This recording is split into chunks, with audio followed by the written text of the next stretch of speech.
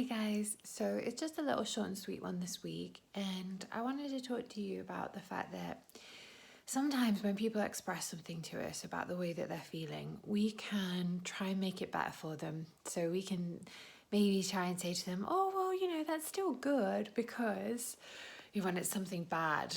And actually, perhaps really the reason that we're doing it is because we don't want them to feel bad because it makes us feel bad.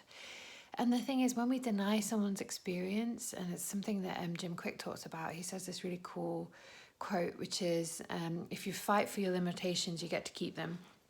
And that's the thing, when we undermine somebody's experience by basically trying to minimize it or make it better for them.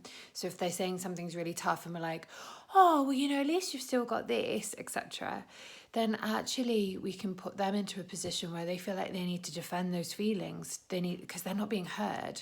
So they try and up the ante. So when you hear someone who's really angry, it's probably because they're not feeling heard. So the more that someone ups that ante, or the more that someone feels like they're not being heard, the more they're going to try and make sure that those feelings are accounted for, that they're seen.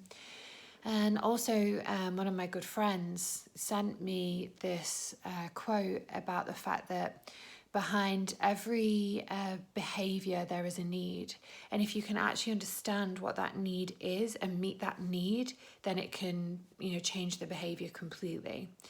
And yet most of the time we just look at each other from the outside and don't really look at what the underlying needs are, because it's very hard for us to intuit that, or even for ourselves. But what we can do is we can hold the space for other people to be able to express what it is that they're feeling, and not try and minimize those feelings because either it's uncomfortable for us, because we feel what they feel and we don't want them to feel bad, particularly when it's somebody close to us that we love. Or maybe because we just don't want to go there and we just can't really be bothered, whatever it is. My challenge to you this week is that when someone says to you, oh, this is really tough, just turn around and say quite simply, that does sound like it sucks. I'm sorry. And see what difference it makes. All right, guys, I'll see you in the next one.